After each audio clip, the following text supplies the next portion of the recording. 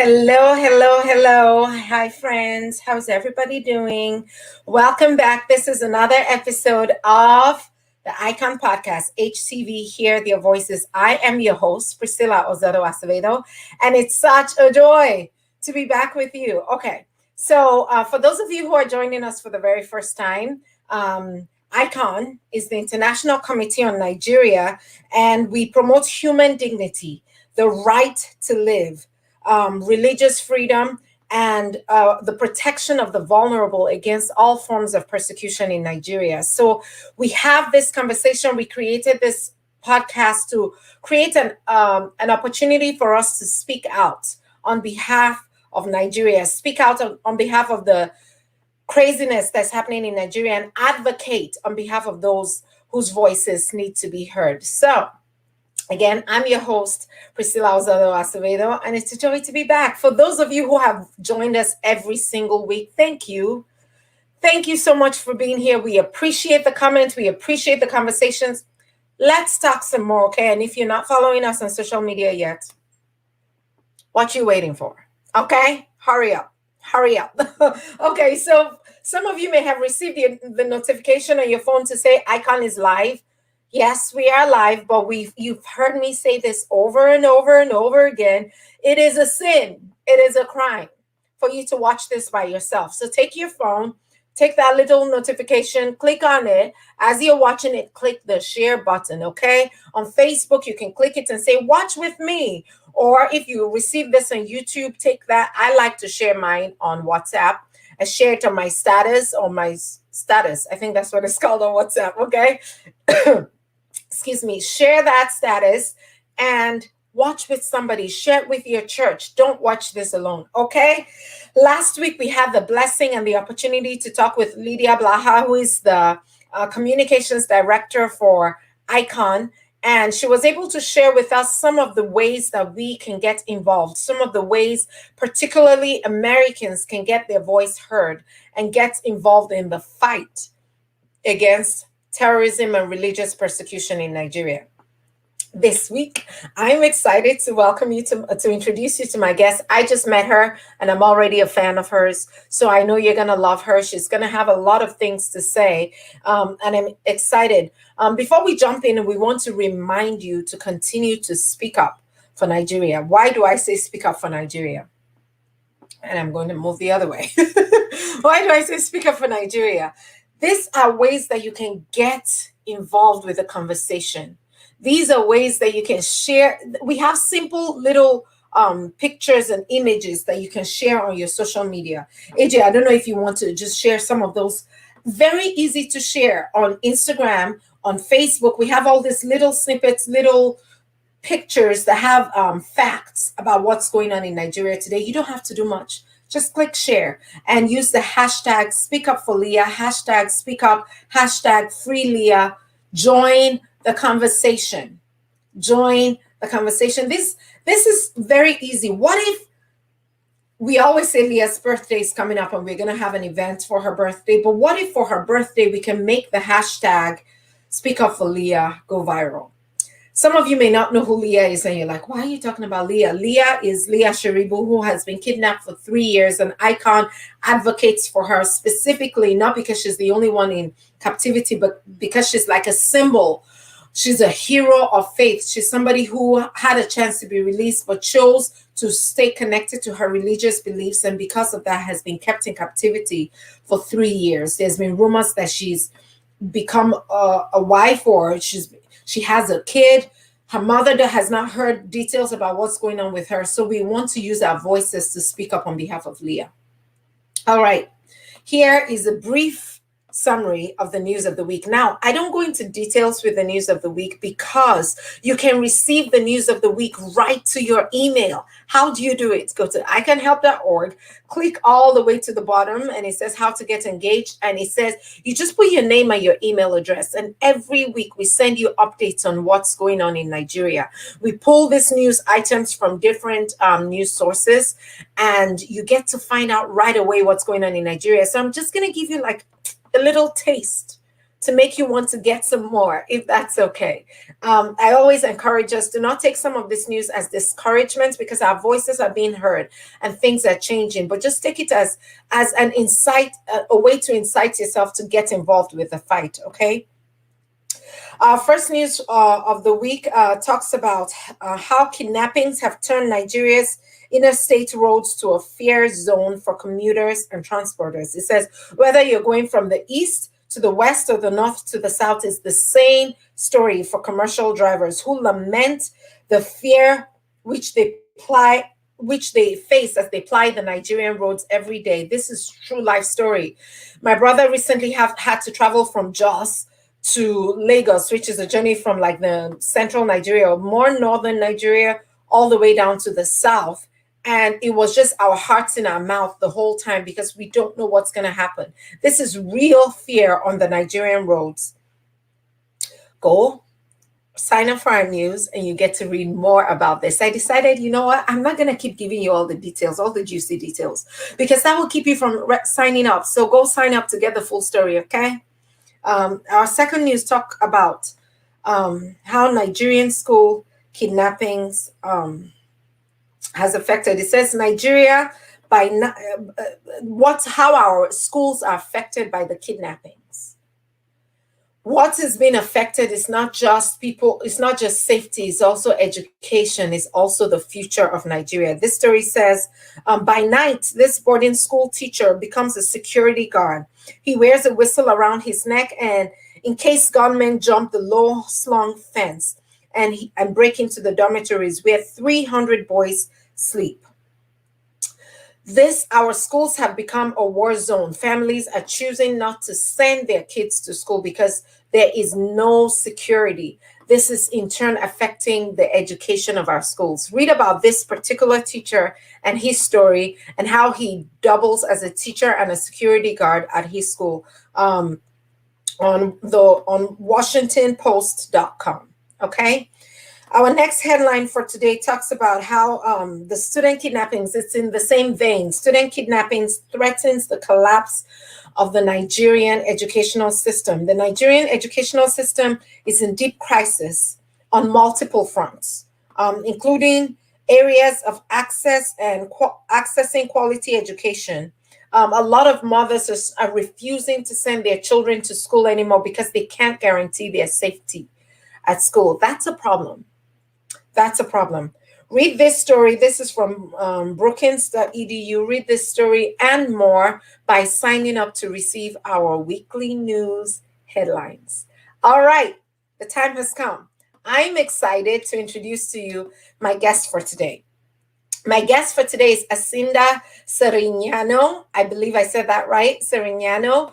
She has worked in higher education as an international educator for over 12 years, and that speaks to my heart because I work in higher education, and my international office people were like my special people. So she speaks to my heart in that way. She currently serves as co-chair of the Education Abroad Subcommittee on Diversity and Inclusion with NAFSA, the world's greatest professional organization for international educators. As the Global Engagement Project Manager within the University of Michigan's Provost Office, Asinda provides campus-wide health, safety, intercultural learning support to all University of Michigan units. In collaboration with various entities, Asinda develops and maintains shared travel resources and coordinates campus-wide networks and working groups related to international education. Asinda is originally from Jos, which is another point of similarity with me. You know, I grew up in Jos, she grew up in Jos, except she went to Hillcrest, which was like the really nice international missionary school. And I only went to Hillcrest when they had those sports days when other schools could come, and I was part of the sports team that was like the third chain of runners, so I didn't really participate, but I went to Hillcrest. But she went to Hillcrest, an international school, and she came to the US as an international student. She went to school and got her master's degree. She came in 2002. She currently holds a master's degree in public administration from the University of Michigan in Flint, and she had her bachelor's degree in international studies from Bridgewater College. when she's not working, she's serving on nonprofit boards. Asinda can be found out in nature or traveling with her beautiful daughter Naya, who is 9 years old. Or she's producing episodes of her lifestyle podcast on culture and growth. The podcast is called The Kind Shack Podcast. So, HTV family, join me for the first time to welcome Asinda to our studios. Welcome, Asinda. Hello. Thank you, Priscilla, for that really, really nice introduction. It's such a pleasure to have you here. I'm just kind of mad that it's taken me this long to meet you. I'm like, why? We are kindred spirit. We should have known each other long before now. Yes, yes. I'm really excited for this opportunity. So, when people ask us, you're from Africa, they just have this, general idea of what they're from. So I want to just pause and say, tell us a little bit about where you're from. Describe what it was like growing up in Jos. What was your favorite parts about being, you're originally born in Maiduguri, but living in Jos and growing up in Jos. How did that play out? Yeah, no, this is really, really interesting question. And honestly, my answer depends on who I'm talking to. So if the question is coming from like an American or somebody who's from here, I give them the short story. I'm like, I'm from Nigeria. It's a country in the West Africa. Unless they like ask more, then I go deep. But for most people in Nigeria, when you ask where are you from, they really want to know like, okay, what's your tribe? Yes. What's your father's name? What's your father's village? So my father's name is Gadzama, and my official tribe language, because that's interestingly a very intrinsic and important part of Nigerians, is what tribe they belong to. So my tribe is Margi, and they're one of the smaller minority tribes in the northeastern part of Nigeria. But yeah, I left in Borno State when I was 6 years old to go to that school in Jos. My parents were very fortunate enough to work with the community there as missionaries themselves, so we were able to afford this very, very exclusive school because we were able to get some scholarships and discounts. But living in Jos, honestly, was an experience that I think has shaped the way I even go through the world right now, right? So Jos is sort of, I would say, similar to like a melting pot. So let's say America is like a melting pot of of the world. Jos is kind of like a melting pot, except maybe it's more like a salad bowl, not instead of melting pot, because the Biroms and all the different tribes, and then not just that, because there's local tribes who are of the region and state, but then Jos has also attracted a lot of expats from other parts of the country. Yeah.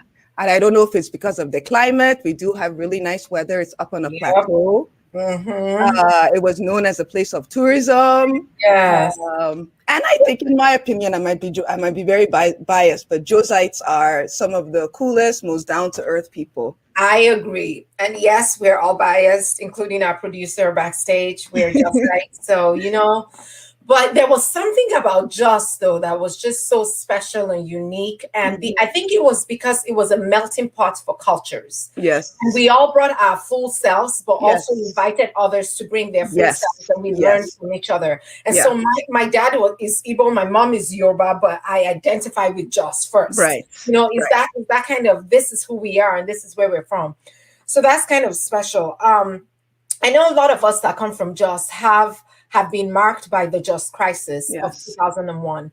And I just want you, I don't know where you were at that time, or if you were here, or if, where were you and how did you experience that crisis and the crisis that followed? Yeah. I think that was, and there's been other minor crises that had happened in the past, but that was really the first time that it really devastated the city, because I remember we were school closed, like there was a curfew for like over a week, so we couldn't go to school. And at that time, the technology doesn't exist like it does now, so we can't like call or Instagram and things like that. So you really don't have a good way to communicate with others. Having a cell phone at that time was, really a rare privilege to do. And we didn't really have one. So, but I remember when it was happening, fortunately, my family lives in Meadiko, Jos, which is a heavily Birom kind of center of Jos, and Birom is one of the local tribes of Plateau State. And in a way, I recall my parents saying, we're fortunate, like we feel fortunate that we live in this part, because we are in a way protected by the locals. Yeah. And which is interesting because we ourselves are not quote unquote locals to Plateau State. Yeah. But I feel because of my upbringing and the relationships I formed through the years with other Jewites, that really was home.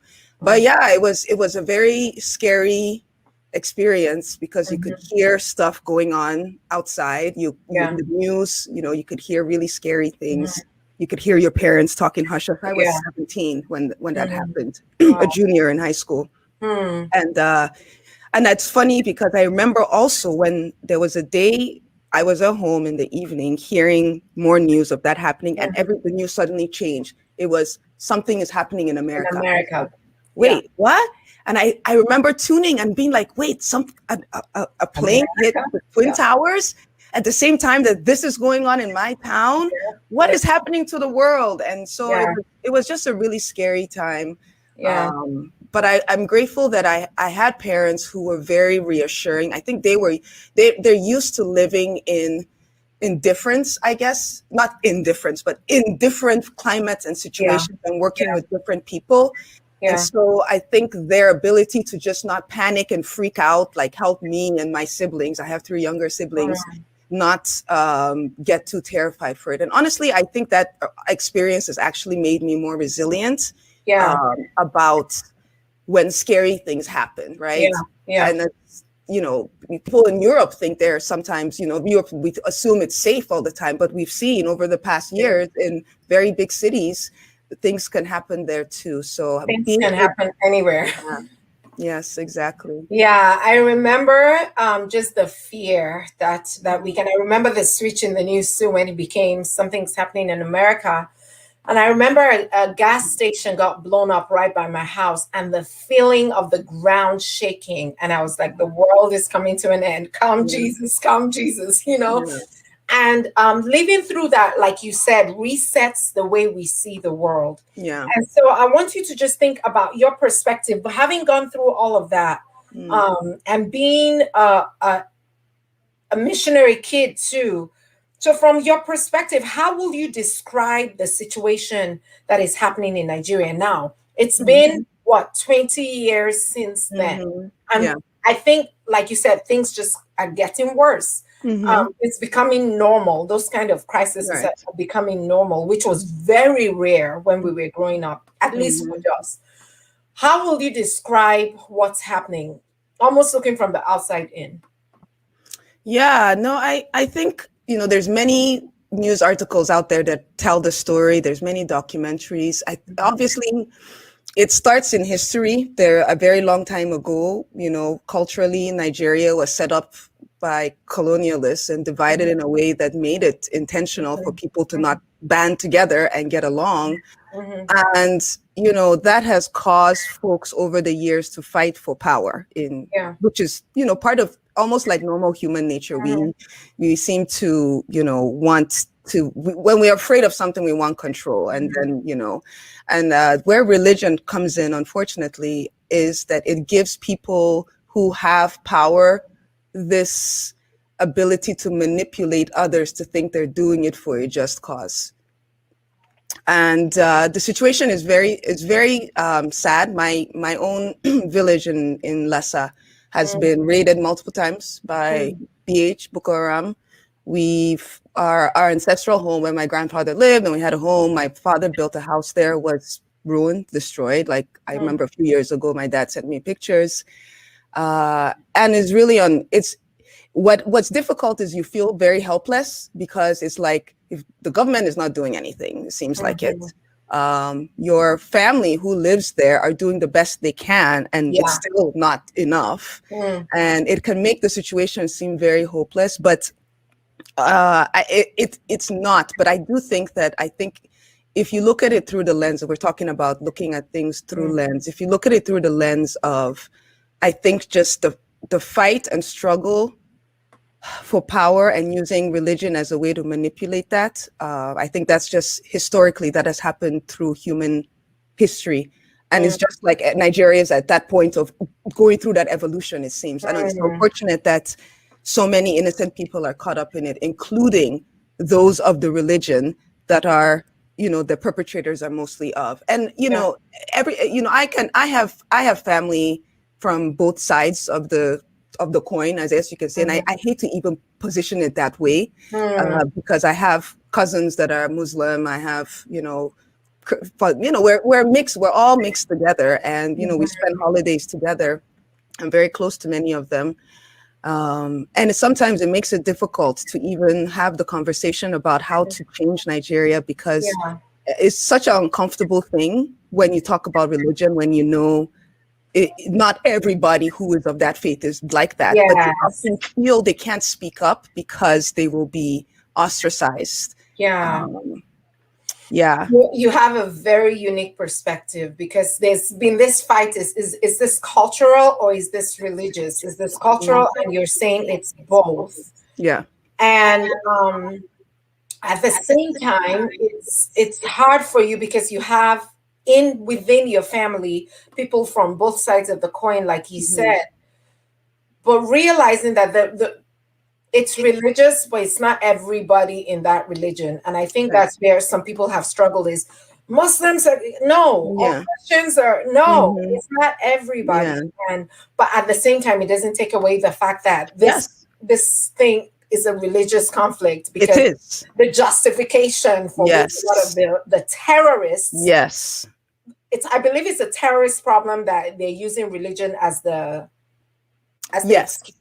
Yes, thank you. Exactly. Yes. And the terrorists are using religious beliefs as the reason for which they are doing their stuff. Okay, I got so many. No, I totally get it. And and honestly, I think, unfortunately, it's not those boys or whatever are going out there and doing the worst, horrible things to people, are very manipulative. There's no excuse for what they're doing, but they grew up in environments where there's no hope also, and they're very easily manipulated. So the people who have the power, and I'm sorry, I hate to say it, the religious Oga's leaders, they have the most influence in speaking out against this, and there's this fear of not. So Wow. So as a Nigerian woman in the US now, you are standing in this place not just as a woman of color, as a immigrant from Nigeria, but also kind of as an African American living in the US. How will you say, what do you believe is your fight, is our fight in this religious religious crisis? What is our role? What can we do? And how will you encourage our Nigerian people, as I will say, that are in the diaspora, that some of us are just like, my family is fine, I'm here, it's none of my business. You know, how will you encourage us to jump into the fight? And what do you see as our role? Yeah, I think that's a really, really good question. And it actually makes me reflect again on what is my role, right? And I think there's two sides of it. There's my role and how I feel I need to continuously always stay informed of what's going on in Nigeria, even though I'm not physically there. I need to always be in the know. Fortunately, I have family and we have a WhatsApp group and we're always exchanging conversations. But it's still not, for me, sometimes enough, right? And again, I feel my role is to keep myself informed, but to also use my platform as somebody who has the privilege of being in the West, in America, I might not be able to change what is happening there, but I may be able to elevate the issue so that folks who do have the power to do something feel enough pressure, right? Yes. I have a platform in educating or telling my stories to other, Nigerians Americans who have Nigerian heritage, whether they were born here or immigrated here like I did. And really, I feel very connected though, because my family has been involved for years with education through obviously educating me. And then they've, over the years, because they were very directly impacted by, the kidnapping of the girls in Chibok. It wasn't very far from my village. They've opened up schools in Nigeria for the hundreds and hundreds because that's the thing, that the infrastructure that's been, I feel, hit the most is education. And you opened up the session today highlighting 2 articles about that. And so the more we can give these young kids hope through education, I think that's the way to do it. So Yeah. they've been involved in helping just educate kids, both Christian and Muslim, in the northern part of Nigeria. And they were able to also support and help some of the girls who were kidnapped come to school in the US. And some of them are actually graduating this year. So Nice. it's very exciting. Oh, bless. We'll love an opportunity to maybe even have a conversation with some of them about their experience. But you said two things that just elevated in my mind. One, you said stay informed. And I just want to pull that out for my audience right now. Stay informed. Two, that word, elevate the information. How people scrolling through your social media, do they know that you're connected to something that's happening in Nigeria? Elevate the conversation. I just want to just rewind a little bit and let's talk about your parents a little bit more.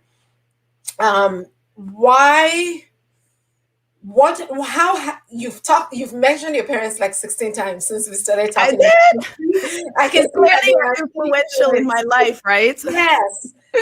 How have you seen them get involved in this fight? Yeah. Particularly like with the education and with taking care of women that are, I personally think they're the easiest victims in this situation, particularly the girl child. How have you seen them arise to this fight? Yeah, no, I think I remember when April 2000, was it 14 was when the girls were kidnapped. And I remember my mom calling me in July and be like, so just so you know, and I didn't hear anything like since. We all, obviously talked about it, like, oh my God, this was close to home. Do we know anybody? And the next thing I know, months later, she's like, so a couple of those girls are living with us and we're thinking about trying to get them to get good education and kind of protect their safety too. And I'm like, wait, what?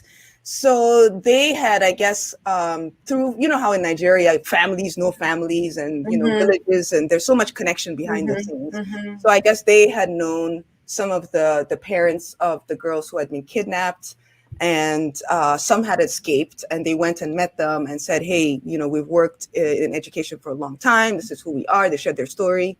And they essentially hosted some of the girls in their house in Jos for some time, and worked with some entities here in the US to help them basically immigrate as students and finish up their high school degree and then matriculate into college in essence. So you're saying some of them are in college right now and graduating? Yeah, some are in college right now. I think, most of them have graduated high school. This was 6 years ago now when a lot of them came over. But yes, a lot of them have graduated already. I think we had 2 maybe last year, maybe another 3 are graduating this year. And then these are women. These are 23, 24-year-old, 25-year-old women who now have an opportunity to either remain in the US if they want to, if that works out, or go back home to Nigeria or go elsewhere to make an impact and difference. But their involvement is more than just these girls in the US. It's all the other girls too. All the other students, the hundreds that they also have built some schools for in the Northeast. Yeah. I do love the idea of happy endings for some of these girls and having an education that they will maybe not have been able to even dream about. Yeah. And I'm grateful to the work that your parents are doing in Nigeria. I'm just excited for what the change that is happening. However, we like to, just shed the light on the hundreds of girls that are still there, that are still in captivity. And what will it look like? What are those organizations that we can, connect with? ICON being one of them. We'll put Asinda's contact information, but what will it look like for all of these girls to get this opportunity, whether in Nigeria or here in the US, the opportunity to continue their education and be kids, get an education like an average human being. I look forward, Asinda, to the day that like Leah Sharibu is home and she's I look forward to interviewing her, Right. Yeah. And the crazy thing about it is, as a community, both in the diaspora and Nigeria, we have, in a sense, the means in terms of resources to do this. It's just getting the heart, getting people to to really believe that this is important and speak up. And even if it's hard and it's uncomfortable to say, you look to your own side, right? It's harder to speak to your own people sometimes and stand up to them. So I just encourage people to continue. Like you said, stay informed. Yeah. As we conclude, I'm just looking at the time and I'm like, I still got a bunch of questions. And so AJ, our producers, we need to get Asinda back here, just so y'all know. But what words of hope? I know you have family still in Maiduguri area. Yeah. What words of hope will you have for these families that are living through this crisis? Some of them with their daughters and sons still missing. Some of them just living in fear daily. Many of them in IDP camps. What words of hope do you have for them today? Yeah, no, that's a very heavy question because, you know, I can say what I think would be hopeful, but it doesn't always mean it resonates with others. But I will say that, you know, I feel like before every huge change comes extreme strife and struggle. And I think that's where we are right now. We're in a point in Nigeria where things are like bubbling, but I think we're going to peak. And I think the word of hope I would say is people care, even though oftentimes it doesn't seem like it. There's a lot of Nigerians, Black folks, not even just Nigerians, African Americans, who are now becoming much more aware of what's going on and seeing their struggle here of racism very similarly as, you know, the oppression. And they are also wanting, you know, they want change. So I would say the hope is that people are fighting for this, even though it doesn't seem like it. People are really trying to push and advocate for change. And that's, you know, we're all in it together. Yeah, there's a community beyond, and that's part of why we do this podcast, is to raise a community. And I just want to challenge our audience. Who are those people you can share it with? They're people who care, but they just don't know. How can we get this information to people that can make a difference, even though they just don't know? As soon as we conclude and wrap up our time, if people want to stay connected with you or get involved with what your parents are doing, how can they reach you? Sure. So the organization is called Education Must Continue Initiative, because we believe that education must always continue in these areas where it's been broken down so much. So yeah, so you can just go to the website or just Google Education Must Continue Initiative, or just follow me or just DM me in one of my Instagram or social media. Yeah, that's a way to get a hold and more. With all this information, Asinda should have like 57 new followers. You all know what I'm saying. Thank you. Like, I'll collect them. You know, this kind of like person you want to be following. Education Must Continue Initiative, right? Yes. There it is on your screen. Education Must Continue Initiative. Let's get connected. Let's stay involved. If you're like, I don't know what to do, iCanHelp.org. We will get the information to you. Yes. Let's stay connected. Asinda, now go to say it's been such a pleasure. It was my honor. Thank you for the privilege of being asked to come here and sharing my story. It's just such a blessing. And always, as always, being with somebody from Jos is like, I know. My family, where have you been my whole life? There's just something about the Jos air that connects us all.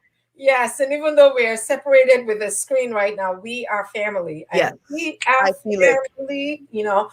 And so we're gonna bring Asinda back because I think there's so much. My hope is that we can even get the opportunity, maybe depending on safety precautions, get some conversations with some of those Chibok girls that have had another opportunity. Because I think one of the things we want to hear is the good news. The stories, the lives that have been changed in spite of all that was thrown at them, in spite of everything that happened. What is the victories that are coming from this? So stay connected, stay with us. Thank you for being here, Asinda. It's been a joy having you. Yes, thank you for having me. Blessed rest of your week. And for the rest of our audience, I say this all the time. Follow us. Instagram, iCanHelp1. Twitter, iCanHelp1. On Facebook, iCanHelp1. YouTube, iCanHelp. Find us and get the information. Your involvement can be as simple as just clicking share. to this video. I'm thinking right now of all the friends I need to get Asinda's voice to. Okay, like we need to get these stories out there to the people that can help, and you can help too. You don't know how to help, go to iconhelp.com/engage. That's it. That's it. Okay, let's get the word out. Let's speak up for Leah. Use the hashtag speak up for Leah. We are trying to make a difference. We're trying to create. You remember how bring back our girls, hashtag bring back our girls became a thing? We're trying to do that for Leah, okay? Because she's still not free. And so let's get loud. That should be a hashtag. Let's get loud with our voice of advocacy. Thank you for joining us. I'll be here next week, same time, Tuesday at noon. Come chill with your cup of coffee with me, and let's continue to have the conversation. God bless you. My name is Priscilla Ozodo Acevedo. It's been a joy. Have a blessed rest of your week.